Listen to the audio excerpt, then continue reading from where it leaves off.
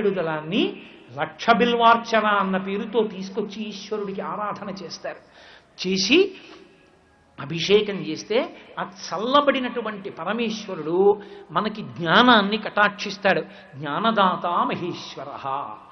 ఈ శరీరము నేను కాదు, ఈ శరీరము లోపల ఉన్నటువంటి ఆత్మ నేననేటటువంటి బుద్ధి స్థిరంగా నిలబడి అనుభవంలోకి వచ్చేటటువంటి అదృష్టాన్ని మనకి కృప చేస్తాడు. అలా కృప చెయ్యగలిగిన వాడు కనుక ఆ శివలింగానికి అభిషేకం. ఆ అభిషేకానికి శివలింగం చల్లబడితే లోకమంతా చల్లబడుతుంది. ఇది నువ్వు ధ్యానం చేసి అభిషేకం చెయ్యాలి. అంతేకాని అభిషేకానికి వెళ్ళిన దగ్గర నుంచి ఏవేవి పోసేద్దామని చూడకూడదు. కాసేపు ధ్యాన శ్లోకం చెప్పి ధ్యాయేత్ ఈప్సిత సిద్ధయే, శివలింగం దగ్గర కూర్చుని శివలింగం వంక చూసి కళ్ళు మూసుకుని ఈ బ్రహ్మాండమే శివలింగము, ఆ చంద్రబింబమే ధారాపాత్ర, అందులోంచి పడుతున్న అమృతంతో ఈ బ్రహ్మాండం తడిసింది. ఆ బ్రహ్మాండమునకు గుర్తు ఇదిగో ఈ శివలింగం. ఇందులోంచి వచ్చి ఇందులో నిలబడి ఇందులోకి లయమైపోతున్నాయి లోకాలన్నీ. అటువంటి స్వామికి నేను అభిషేకం చేస్తున్నాను, సమంత్రక స్నానం చేయిస్తున్నానని రుద్రం వినపడుతుంటే నువ్వు పరమభక్తితో పదార్థము శుద్ధజలము పోస్తూ నువ్వు అభిషేకం చేసి చందనము అలది ఆయనకి బొట్టు పెట్టి చక్కగా ఆయనకి బిల్వదళాలతో సుగంధభరితమైనటువంటి పుష్పములతో పూజ చేస్తే బహుప్రసన్నుడవుతాడు పరమేశ్వరుడు. నిజానికి ఇవేవీ మనం కొత్తగా తెచ్చేవి కావు, భావన ఒక్కటే మనం నిలబెట్టవలసింది. ఆ భావన ఒక్కటి ఉన్నదా మురిసిపోతాడు పరమేశ్వరుడు. ఆయన కూడా త్రయంబక స్వరూపంగా శ్రీమన్నారాయణుడు లోకమునకు తండ్రిగా ఎలా నిలబడతాడో అలాగే ఆయన నిలబడతాడు. అందుకే సంస్కృత భాష నేర్చుకునే వాళ్ళందరూ ఒక శ్లోకం చెప్తారు, వాగర్ధావివ సంపృక్తం వాగర్ధ ప్రతిపత్తయే జగత పితరౌ వందే పార్వతీ పరమేశ్వరౌ. వాక్కు అర్ధము కలిసి ఉన్నట్టే పార్వతీ పరమేశ్వరులు కలిసి ఉంటారు. శివలింగంలో కూడా పీఠం అంబమయం సర్వం శివలింగైశ్చ చిన్మయం సాకారంచ నిరాకారం నిర్గుణంచ గుణాత్మకం తత్వం పరమం బ్రహ్మ ఇది వేదాంత డిండిమహ అని శంకరాచార్యులు వారు వేదాంత డిండిమల్లో. శివలింగానికి పైన ఉన్న చిన్మయం శివస్వరూపం అయితే పీఠం పార్వతీదేవి. వాళ్ళిద్దరూ ఎప్పుడు కలిసే ఉంటారు ప్రకృతి పురుషులు. ప్రకృతితో పురుషుడు కలిసి ఉండలేదనుకోండి అది అయోమయానికి అవ్యవస్థకి అశివానికి దారితీస్తుంది. ఈ ప్రకృతి శరీరము లోపల ఆత్మ శివుడు పురుషుడు కలిసి ఉంటే శివం మంగళం. ఈ ప్రకృతి నుంచి పురుషుడు విడిపోయాడనుకోండి శివం శవం. ప్రకృతి పురుషుడు కలిసి ఉండకపోతే వెంటనే నిరుపయోగం అయోమయం. కార్ విత్ హార్స్ పవర్, కారుకి పరిగెత్తే శక్తి ఉండాలి, పరిగెత్తే కారు అవసరమైనప్పుడు ఆగే శక్తి ఉండాలి. ఈ రెండు ఉంటే కారు ఉపయోగం. కారు ఉంది పరిగెత్తదు, పరిగెడుతుంది పరిగెత్తగలిగిన శక్తి ఉంది కానీ కారు లేదు, రెండూ నీకు ఉపయోగం కావు. పార్వతీ పరమేశ్వరులంటే ఆ ఇద్దరూ కలిసి ఉన్నటువంటి దాని చేత కేళి జరుగుతూ ఉంటుంది. కేళి యొక్క సమూహము జరుగుతున్న ప్రదేశమునకు కైలాసమని పేరు. కైలాసం ఎక్కడుంటుందంటే అంతటా నిండి ఉంటుంది. ఇప్పుడు నేను మాట్లాడుతున్నప్పుడు అంతటా అన్నప్పుడు ఇలా అన్నాను. దీన్ని లాస్యం అంటారు, అమ్మవారి స్వరూపం. చేతులు ఇలా కదపడం ఆంగికం, లాస్యం. భావ ప్రకటనం అంతా అమ్మవారు, ఈ చేతులు కదపడం అంతా ఆంగికం, శివస్వరూపం తాండవం. నేను అంతటా అన్నప్పుడు ఇలా అంతా నిండిపోయిందంటూ నా కళ్ళు పెద్దవి చేయడం భావ ప్రకటన, లాస్యం అమ్మవారు. ఇలా చేతులు ఊపడం పరమశివుడు, ఆంగికం. అందుకే లాస్య తాండవములు రెండు ఎక్కడ జరుగుతాయో అది కేళి, కైలాసం. అందుకే మీరు పురాణంలో ఎక్కడ చూసినా ఎవరు వెళ్ళినా ఋషులు వెళ్ళేటప్పటికీ పార్వతీ పరమేశ్వరులు రతికేళిలో ఉన్నారంటారు. రతికేళిలో ఉన్నారన్న మాటకు అర్థం ఏమిటంటే అది మంగళస్వరూపం. నా ఎందు భావము లాస్యము కూడా ఉన్నాయనుకోండి నేను మంగళస్వరూపండి. భావలాస్యములు ఆగిపోయాయంటే అమంగళస్వరూపమని గుర్తు. కేళి జరుగుతోంది అంటే ప్రకృతి పురుషుడు కలిసి ఉండాలి. ప్రకృతి పురుషులు వేరయ్యారా అది ఉపద్రవానికి దారితీస్తుంది. కాబట్టి శివలింగ స్వరూపమునందు కూడా ప్రకటనంగా ప్రకృతి కనపడాలి. ప్రకృతి అంటే నామరూపాలు. చెట్టు తెలియాలి, మనిషి తెలియాలి, కుర్చీ తెలియాలి, మైకు తెలియాలి, పంచా తెలియాలి, ఉత్తరీయం తెలియాలి. కాబట్టి ప్రకృతి స్వరూపిణి అయిన అమ్మవారు తెలిసేటట్టుగా మూర్తిగా ఉంటుంది. శివలింగం చిన్మయం, అది అరూపరూపి. కాళ్ళు చేతులు ఉండవు కానీ ఆకారం ఉన్నది. అటువంటి అరూపరూపి అయినటువంటి శివలింగం చిన్మయ స్వరూపంలో ఉంటుంది, ఆత్మ చైతన్య స్వరూపంగా. అటువంటి శివలింగం ఎంత తడిస్తే ఎంత చల్లబడితే, ఎంత ఆరాధన చెయ్యబడితే లోకములన్నీ అంత చల్లబడతాయి. కార్తీక మాసం ఉపాసనా కాలం కాబట్టి ఇప్పుడు శివలింగాన్ని అభిషేకం చేస్తే ఒక గొప్ప తాపం తీరుతుంది. మనందరికీ లోపల ఒక వేడి ఉంటుంది. ఏమిటి ఆ వేడంటే, శంకరాచార్యులు వారు శివానంద లహరిలో చెప్తారు, సంసార భ్రమణ పరితాపోపశమనం వసంతి మచ్చేతో హృదభువి శివానంద లహరి అంటారు. సంసార భ్రమణ పరితాపోపశమనం. ఇన్ని కోట్ల జన్మలిత్తాడు, ఇన్ని శరీరాల్లోకి వెళ్ళాడు. ఒక శరీరంలో 5 నిమిషాలే ఉన్నాడు, ఒక చోట 10 నిమిషాలు, ఒక చోట ఏడాది, ఒకసారి 5 ఏళ్ళు. మృత్యువు మాత్రం రాత్రి పగలు అసుర సంధ్య వేళ పోరాటం చేస్తూనే ఉన్నాడు. అసలు దానికి అంతెక్కడుంది? అలయక సొలయక వేసట నొలయక కరి మకరితోడ నుద్దండత రాత్రులు సంధ్యలు దివసంబులు సలిపెన్ పోరొక్క 1000 సంవత్సరములు. పెద్దవాడిని అయిపోయానండి, ఇంకేం ఆడతాను కబడ్డీ, ఎవరు అడగరు. పెద్దవాడిని అయిపోయాను, క్రికెట్ ఏం ఆడతానరా, ఎవరు అడగరు. తాతగారు చిన్నప్పుడు మీరు బాగా బౌలింగ్ చేసేవారట, ఒకప్పుడు, ఇప్పుడు ఏం చేస్తాను రా మోకాలు నొప్పి అంటాను. అయిపోతుంది. మృత్యు వచ్చి పోరాటం మొదలు పెడితే ఓపిక ఎక్కడుందే నీతో చేయడానికి ఇప్పుడు అంటే కుదరదు, చేయవలసిందే. నిలబడతానని వీడు, పడగొడతానని అది. ఎప్పుడు ఇద్దరి మధ్య పోరాటం. ఇప్పుడా ఇన్ని కోట్ల జన్మల నుంచో అలసట అలయక సొలయక వేసట నొలయక కరి మకరితోడ ఉద్దండత రాత్రులు సంధ్యలు దివసంబులు సలిపెన్ పోరొక్క 1000 సంవత్సరములు అనంతం. అందరూ నిద్రపోతుంటే ఇంటెన్సివ్ కేరింట్లో వీడు ఒక్కడే దడదడలాడిపోతూ యుద్ధం చేశాడు. తెల్లవారగట్ట చేశాడు, రాత్రి చేశాడు, పగలు చేశాడు, ఎప్పుడో పడిపోయాడు. ఇన్ని జన్మలు ఎత్తావు, ఇన్ని జన్మల నుంచో అమ్మ కడుపులో పడుకోను, రుద్రభూమిలో కలిసిపోను. పునరపి జననం పునరపి మరణం పునరపి జననీ జఠరే శయనం ఇహ సంసారే బహుదుస్తారే కృపయా పారే పాహిమురారే.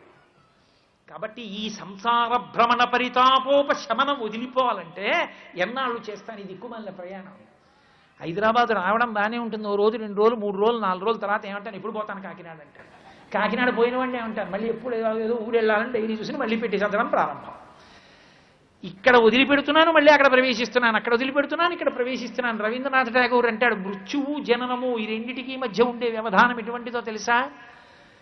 తల్లి పిసపిల్లవాడికి పాలిచ్చేటప్పుడు తన ఒడిలో ఒక తొడ మీద పడుకోబెట్టుకుని తన కుడి స్తన్యాన్ని వాడి నోటిలో పెట్టి, కుడి స్తన్యంలో పాలు అయిపోతున్నాయి, వాడి ఆకలి తీరలేదని తెలుసుకున్న తల్లి ఆ పిల్లవాడిని కుడి తొడ మించి ఎత్తి ఎడం తొడ మీద పడుకోబెట్టుకుని ఎడమ స్తన్యాన్ని వాడి నోటిలో పెట్టేటప్పుడు మధ్యలో వచ్చినటువంటి వ్యవధానం ఎటువంటిదో, ఒక శరీరాన్ని వదిలి ఇంకో శరీరాన్ని పుచ్చుకునే మధ్యలో జనన మరణములకు ఉండే వ్యవధానం అటువంటిదో. ఇలా ఎన్నాళ్ళు తిరుగుతావు? ఎక్కడికి వెళ్ళినా సంసారమే. ఓ భార్య, పిల్లలు, ఓ పంది, దానికి ఆడపంది, ఇప్పుడు మనిషి, ఇప్పుడు ఓ భార్య, పిల్లలు. ఎన్నాళ్ళు ఈ దిక్కుమాలిన సంసారం? ఈశ్వర తిరగలేను, అబ్బా నీలో కలిపేసుకో, వద్దాయా ఈ ప్రయాణం అని అనమే. అబ్బా చేయలేనండి ప్రయాణాలు, ఇంకా చేయను అంటున్నావు కదా. మరి అలాంటి ఆ ప్రయాణం ఆపమని అడగడమే. నీకు తాపం కలగట్లా? ఎన్నాళ్ళు తిరుగుతాను, నీకు లోపల వేడి పుట్టట్లా? ఆ వేడి నీకు పుడితే ఇక నువ్వు పుట్టవలసిన అవసరం లేకుండా చెయ్యగలిగిన వాడు. ఎందుకని? జననమునకు కారణమైనటువంటి మన్మధుణ్ణి 3వ కంటి మంట చేత కాల్చినవాడు వాడే. మరణమునకు కారణమైనటువంటి యమధర్మరాజు గారి వక్షస్థలం మీద ఎడంకాలు పెట్టి తన్ని చంపినవాడు వాడే. ఇవి పరమశివుడివే అనుకుంటున్నారేమో, పార్వతీదేవి కూడా. ఎందుకంటే ఎడమకాలు అమ్మవారిది, వామార్థ భాగం. అయితే మరి పరమశివుడి ప్రమేయం లేదా అండి యమధర్మరాజు గారిని చంపడంలో అంటారేమో. కాలు కదిలిందంటే మనసు కదిలింది కదా ముందు. మనసు పార్వతీదేవిదా పరమేశ్వరుడిదా? ఇద్దరిదీని. అందుకని మనసు ఇద్దరిది కాబట్టి కాలు కదపడంలో ఆజ్ఞ ఇద్దరిది కాబట్టి ఇద్దరికీ సమానంగా చెందుతుంది. 3వ కన్ను ఒక్క పరమేశ్వరుడికే లేదు, పార్వతీదేవికి కూడా ఉంది. త్రయాహృత్వా వామమ్మ పరిపరితృప్తేన మనసా అని శంకరాచార్యులు వారు సౌందర్యలహరిలో చెప్తూ, అమ్మవారికి పరమేశ్వరుడికి 3వ కన్ను ఇద్దరికీ చెందినటువంటి ఆస్తి. త్రిలోచన గౌరీ వ్రతము అని ఒక వ్రతం. ఆ వ్రతంలో ప్రత్యేకంగా కొన్ని పువ్వులతో పూజ చేస్తారు అమ్మవారికి. కాబట్టి అటువంటి పరమశివుని యొక్క పాదములు పట్టుకుంటే, పరదేవత పాదములు పట్టుకుంటే మళ్లీ పుట్టవలసిన అవసరం లేకుండా యమధర్మరాజు గారిని శాసించగలిగిన వాడు ఆయనే. మళ్లీ పుట్టవలసిన అవసరం లేకుండా మన్మధుణ్ణి నిగ్రహించగలిగిన వాడు ఆయనే. కాబట్టి ఇక జనన మరణములు లేకుండా చేయగలిగినటువంటి మోక్షస్థితిని కల్పించగలిగినటువంటి పరమేశ్వరుని అనుగ్రహము చేత సంసార భ్రమణ పరితాపోప శమనమును పొందడానికి ఉపకరణమే పరమేశ్వర లింగాభిషేకం. ఆ అభిషేకము చేత బాహ్యమునందు ఐశ్వర్యమును పొందొచ్చు, లోకశాంతిని సాధించవచ్చు, ఆంతరమునందు ప్రశాంతంగా హాయిగా సంసార భ్రమణ పరితాపోపశమనము నుండి దూరమై జ్ఞానమును పొందడానికి కావలసినటువంటి అర్హతని సంపాదించుకోవచ్చు. ఇన్నిటికీ ఉపాసనా కాలం కాబట్టి ఇప్పుడు చేసినటువంటిది ఏదైనా కూడా ద్విగుణీకృతమైన ఫలితాన్ని ఇవ్వగలదు. కాబట్టి కార్తీక మాసంలో సమాన స్థాయిలో ఇటు పరమశివుడి పూజ, అటు శ్రీ మహావిష్ణువు యొక్క పూజ ఏ విధమైనటువంటి భేదం లేకుండా, ఏ విధమైన అరమరికలు లేకుండా ఒక్కటైనటువంటి భగవత్తత్వంగా మనసు లోపల భావన చేస్తూ చక్కగా ఆ శివకేశవుల స్వరూపంగా ఇద్దరినీ కూడా ఆరాధించేటటువంటి కాలం. ఇంత పరమ పవిత్రమైనటువంటి కార్తీక మాసంలో ఒక విశేషం, అపమృత్యు భయం లేకుండా చేసుకోవడం అన్నది ప్రధానం. కాబట్టి ఏమీ కష్టపడకుండా యమధర్మరాజు గారి యొక్క పాశములు మీద పడి అపమృత్యు దోషం రాకుండా గండకాలం నుంచి తప్పించుకోవాలి అంటే రెండు సాధనాలు ఉంటాయి. పుట్టినరోజు నాడు ఒక ప్రత్యేకమైన మంత్రంతో నల్ల నువ్వులు చేతిలో వేసుకుని ఆవు పాలు వేసుకుని ఎవరు చిరంజీవులయ్యున్నారో ఆ 7 చిరంజీవుల పేర్లు చెప్పి ఆ మంత్రంతో ఆ నల్ల నువ్వులు పాలు 3 మాటలు లోపలికి పుచ్చుకున్న వాడికి ఆ సంవత్సరంలో గండకాలం ఉంటే తొలగి వచ్చే పుట్టినరోజు చూస్తాడు. పుట్టినరోజు నాడు సేవించడం ఒకటి. మాకు ఆ పద్ధతి తెలియదండి అనుకుంటే కార్తీక మాసంలో సోదరి చేతి భోజనం చెయ్యరు. సోదరి చేతి భోజనం అంటే ఎక్కడో అక్క చెల్లెలు ఉందనుకోండి, ఒక్కొక్కచో దురదృష్టవంతులు ఉంటారు, అసలు ఆ అక్క చెల్లెలు భోజనానికే పిలవరు తమ్ముళ్ళు. అలాంటి అదృష్టవంతులు అనుకోండి, అప్పుడు ఒక్కటే మార్గం. తమ్ముడిని ప్రేమించగలిగిన వాళ్ళు, అన్నయ్యని ప్రేమించగలిగిన వాళ్ళు ఉంటారు, అటువంటి వాళ్ళు పెట్టిన భోజనం కూడా చెయ్యవచ్చు. అక్క చెల్లెళ్ళు లేకపోయినా వచ్చిన ఉపద్రవం లేదు. ఆయన్ని తమ్ముడిగా అన్నగా భావన చేసిన వాళ్ళ ఇంటికి వెళ్ళి భోజనం చేయొచ్చు. దానికి మంత్రం లేదు, ఏమీ లేదు. ప్రేమతో భోజనం చేసి అక్క చెల్లెలితో ఎంత ప్రేమతో ప్రవర్తిస్తావో అంత ప్రేమతో ప్రవర్తించి వచ్చేయడం. ఇవి చేయగలిగినటువంటి వాడికి కార్తీక మాసంలో పరదేవత యొక్క పరిపూర్ణమైన అనుగ్రహాన్ని పొందుతాడు. యమధర్మరాజు గారి యొక్క అనుగ్రహ విశేషం చేత అపమృత్యు దోషం నుండి అపమృత్యు దోషం నుంచి తప్పుకుంటాడు. అందుకే కార్తీక మాసం మానవీయ సంబంధములకు ఆటపట్టు. అన్నా చెల్లెళ్ళు కలుసుకోవడం, ఆ ప్రేమ, అన్నయ్య వస్తాడని. ఆ ఆడపిల్లకి తెలుసు మా అన్నయ్యకి దోసకాయ పప్పు అంటే ఇష్టం అండి, దోసకాయలు తెద్దురు అంటుంది.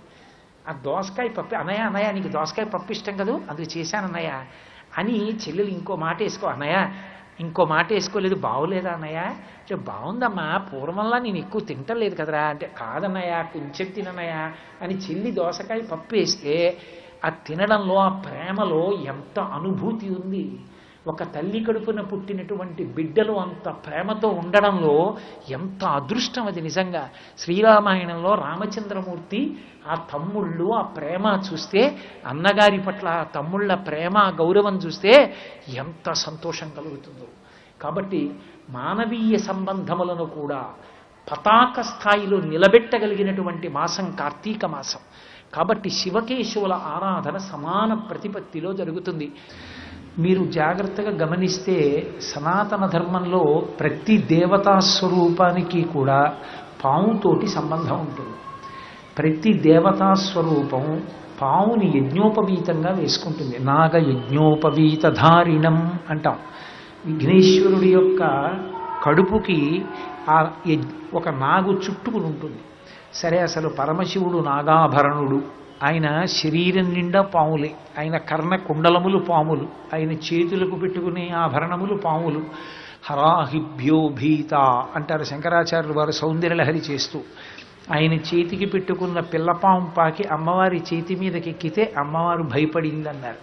అమ్మవారి కళ్ళల్లో భయపడినటువంటి స్థితిని చూపించడం అంటే ఆ రసాన్ని ఆవిష్కరించడం బాగుండదు. ఆవిడ ఆదిశక్తి, ఆవిడే భయపడితే అర్థం ఉండదు. శంకరులు దాన్ని చాలా అందంగా మార్చారు. శివుడి చేతి మీద పాము అమ్మవారి చేతి మీదకి ఎక్కితే ఆవిడ కళ్ళల్లో భయం కనపడింది అన్నారు. అకస్మాత్తుగా పాము ఎక్కుతుంటే చూసి ఆవిడ ఇలా అంది, ఇప్పుడు హరాహిభ్యో భీత అన్నారు. ఆ పాము పరమశివునికి ప్రత్యేకమైనటువంటి ఆభరణ స్వరూపం. ఆయన వాసుకి మొదలైనటువంటి పెద్ద పెద్ద నాగుల్ని ఆభరణములుగా ధరిస్తాడు. సరే, ఆదిశేషుడు పతంజలి స్వరూపమై నటరాజస్వామిగా శివుడు నర్తనం చేస్తున్నప్పుడు ఆయన పాదాన్ని పట్టుకున్నాడు. ఇప్పటికీ నటరాజస్వామి వారి యొక్క మూర్తి పక్కన ఇద్దరు ఉంటారు. ఒకరు ఆదిశేషుడు పతంజలి స్వరూపంలో ఉంటారు, ఒకరు వ్యాఘ్రపాదుడు. క్రింద శరీరం అంతా పెద్ద పులి శరీరం, పైన తలకాయ ఒక్కటి మనుష్యుని తలకాయ. కింద శరీరం అంతా పాము శరీరం, తలకాయ ఒక్కటి మనుష్యుని తలకాయ. ఆ మనుష్యుని తలకాయ పాము శరీరం ఉన్నవాడు పతంజలి.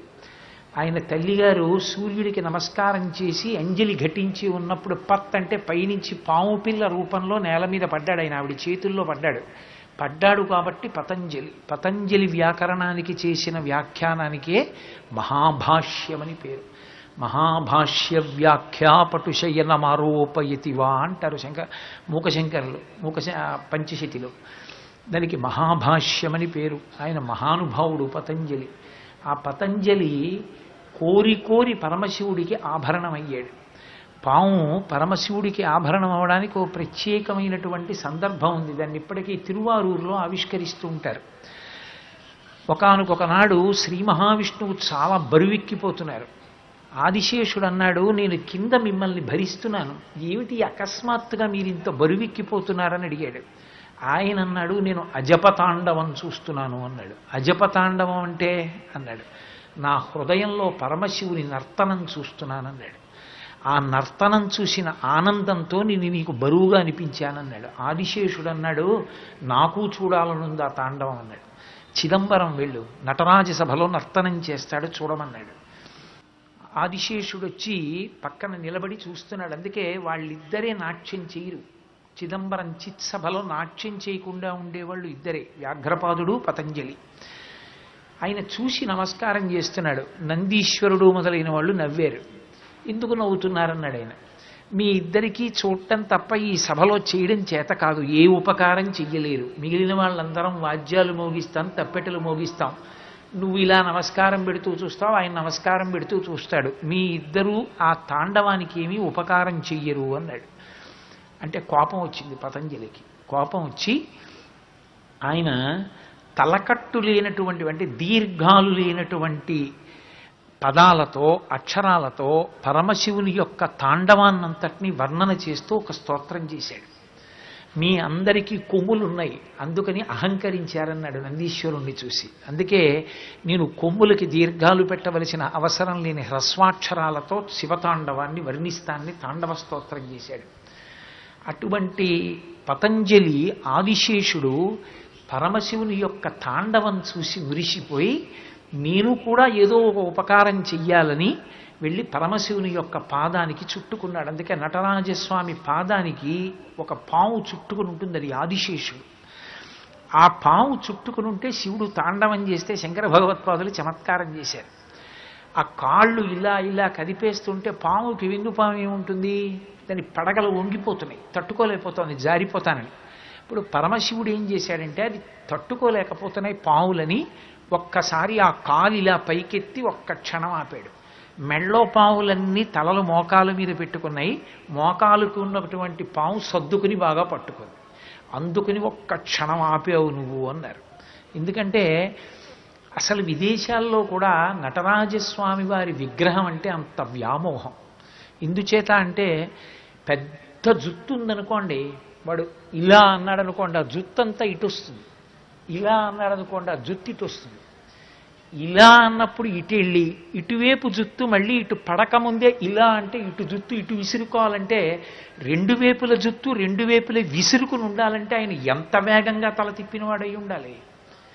నటరాజస్వామి యొక్క తల అంత గొప్పగా తిప్పుతాడు. అసలు శివకేశవుల యొక్క గొప్పతనం అంతా నటరాజుగా రంగరాజుగా ఉంది. తనలో తాను రమిస్తూ జ్ఞానమూర్తిగా ఉండవలసిన వాడు రంగస్థలం ఎక్కి ఆడుతూ ఉంటాడు నటరాజుగా. ఎప్పుడు లోకాల్ని పరిపాలించవలసిన వాడు పడుకుని ఉంటాడు రంగనాథుడిగా. ఆయన పడుకోవడం ఏమిటి, ఈయన ఆడుతూ ఉండడం ఏమిటి? అందులో ఉంది అసలు శివకేశవుల తత్వం అంతా. ఆ అభేద తత్వం ఇద్దరి యొక్క అద్భుత స్వరూప ఆవిష్కరణమది. కాబట్టి పతంజలి స్వరూపంగా ఆదిశేషుడు ఆయన పాదాన్ని అలంకరించాడు. సరే, శ్రీ మహావిష్ణువు ఆదిశేషుని మీద పడుకుని ఉంటారు. ఆయనకి పాముతో సంబంధం, మిగిలినటువంటి దేవతా స్వరూపాలన్నిటికీ పాముతో సంబంధం. పాము అమ్మవారి రూపంగా వచ్చి శివలింగానికి పడకపడుతూ ఉంటుంది చాలా చోట్ల. నేను డెహ్రాడూన్ వెళ్ళినప్పుడు చూశాను. అక్కడ ద్రోణాచార్యుల వారు తపస్సు చేసిన ఒక పెద్ద గుహ ఉంది.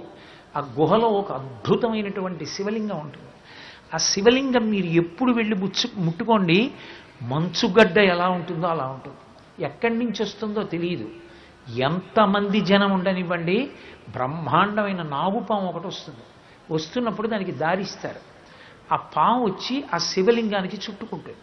చుట్టుకుని కొంతసేపు ఉండి అది వెళ్ళిపోయి ఆ పైన ఉండేటటువంటి ఒక చిన్న గది లాంటి దాని చోట కొంతసేపు పడుకుంటుంది. పడుకుని అది మళ్ళీ గుహలోకి వెళ్ళిపోతుంది, పైన చెట్లలోకి. ఎవ్వరూ దాని జోలికి వెళ్ళరు.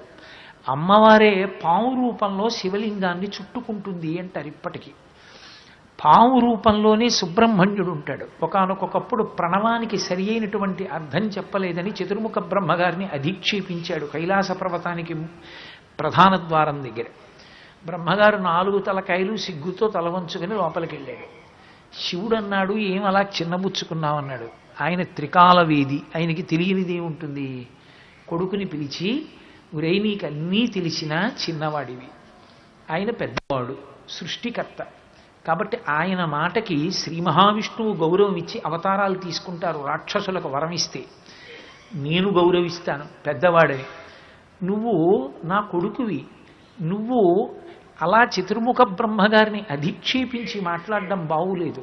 పెద్దలను అధిక్షేపించినటువంటి పాపం పోగొట్టుకోవడానికి నీకు నువ్వుగా శిక్ష వేసుకో అన్నాడు. అంటే అప్పుడు ఆయన నాగస్వరూపాన్ని పొంది పడుకున్నాడు. కొంతకాలం పాటు పాము రూపంలో పడుకున్నాడు. అందుకే ఇప్పటికీ ప్రత్యేకించి తిరుపతిలో ఉన్నటువంటి కపిలతీర్థంలో, రామేశ్వరంలో, అలాగే బెంగుళూరు దగ్గర ఉన్నటువంటి నరసింహస్వామి క్షేత్రంలో మీకు విశేషమైనటువంటి నాగుల పట్టీలు కనపడతాయి. 2 నాగులు పెనవేసుకున్న స్వరూపం నాగప్రతిష్ఠ అని చేస్తారు. నేను ఒక చోట ఒక మెడికల్ మ్యాగజైన్లో చదివాను, అది ఎంతవరకు సాధికారికమో నాకు తెలియదు. పురుషవీర్యమునందు సంతానోత్పత్తికారకమైనటువంటి కణములు సర్పరూపంలో తిరుగుతాయి.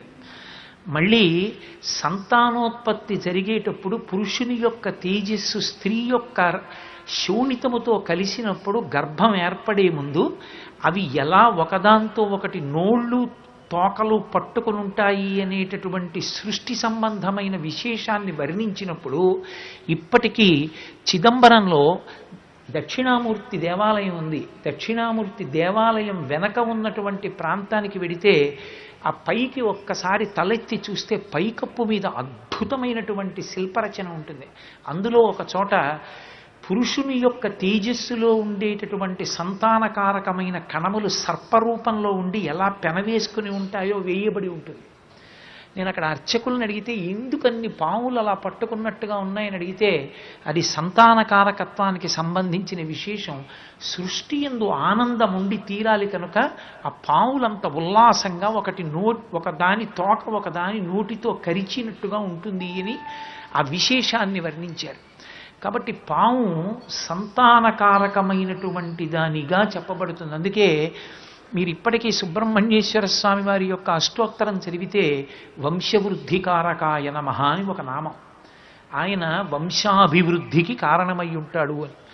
ఇప్పటికీ నేను నా కళ్ళతో ప్రత్యక్షంగా చూసిన సందర్భం ఒకటి ఉంది.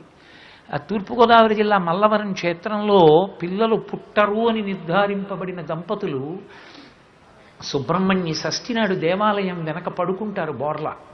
ఆ స్త్రీ అలా పడుకుని నిద్రపోతుంది కొంతసేపు, తర్వాత లేపుతారు. ఒక దంపతులు పిల్లలు పుట్టరనుకున్న వాళ్ళకి ఆ దేవాలయంలో సుబ్రహ్మణ్య సేవ చేసి కొడుకు పుడితే వాళ్ళు దేవాలయానికి వచ్చారు. అలా ఎందరో సుబ్రహ్మణ్యానుగ్రహంతో సంతానాన్ని పొందిన వాళ్ళు ఉన్నారు. మనకి శాస్త్రంలో ఆ పాము ఒక విశేషమైనటువంటి లక్షణానికి ప్రతీక. పాము 2 రకాలుగా ఉంటుంది. ఒకటి ఊర్ధ్వముఖ చలనం చేసేటటువంటి పాము, ఒకటి అధోముఖ చలనం చేసేటటువంటి పాము, ఒకటి పుట్ట లోపలికి వెళ్ళిపోతూ ఉంటుంది, ఒకటి ఊర్ధ్వముఖంగా పైకి లేస్తుంది. ఇలాగా పైకి లేచేటటువంటి పాము తేజస్సుని ఓజస్సుగా మార్చే ప్రక్రియకి సంకేతం. మన దేహంలోనే మనం తీసుకున్నటువంటి ఆహారంలో అత్యంత సారవంతమైనటువంటి భాగాన్ని ఒక తోట పెంచి తోటలో ఉన్నటువంటి పువ్వులలో ఉన్న సౌరభాన్నంతటినీ కూడా తీసి చుక్క చుక్క చుక్క చుక్క దాచి ఇంత సీసాతో ఒక అత్తరు చేస్తే ఎలా ఉంటుందో, ఒక తోటలోని కొన్ని వందల పువ్వుల యొక్క సౌరభం ఇంత అత్తరైతే ఎలా ఉంటుందో, అలా శరీరంలో ఉండేటటువంటి శక్తిలో కొంత భాగం తేజస్సుగా మారుతుంది. ఆ తేజస్సు కేవలం లౌకికమైనటువంటి భోగము కొరకు అధోముఖ స్ఖలనమైపోతే ఆ పాము పుట్టలోకి వెళ్ళిపోయినటువంటి పాము, అంటే అధోముఖ చలనము చేత భోగకారకమై తేజస్సు నష్టమైపోయినవాడు అని. పాము పైకి లేస్తే తేజస్సుని రక్షణ చేసుకుని, అందుకే ఉపనయనం చేసినప్పుడు పసుపు బట్టతో ఉన్నటువంటి గూచి పెడతారు బ్రాహ్మణుడికి. ఎందుచేత అంటే గర్భాష్టమమునందు ఉపనయనం. అమ్మ కడుపులో పడిన దగ్గర నుంచి 8 ఏళ్ళు లెక్క పెట్టాలి. అంటే బయటికి వచ్చిన తరువాత 7 సంవత్సరముల 2 నెలలకి ఉపనయనం చెయ్యాలి అని యథాశాస్త్రం అయితే. ఎందుకు చెయ్యాలి అని అడిగారు. అడిగితే వేదమంత్రాలకి వ్యాఖ్యానం చేశారు పెద్దలు. వాళ్ళు అన్నారు, 7 సంవత్సరముల 2 నెలల వయసు వచ్చేటప్పటికి లింగభేదం స్పష్టంగా తెలుస్తుంది, కామము మనస్సు పట్టుకోవడం మొదలు పెడుతుంది. శ్రీ ఉమామహేశ్వర పరబ్రహ్మార్పణమస్తు. స్వస్తి.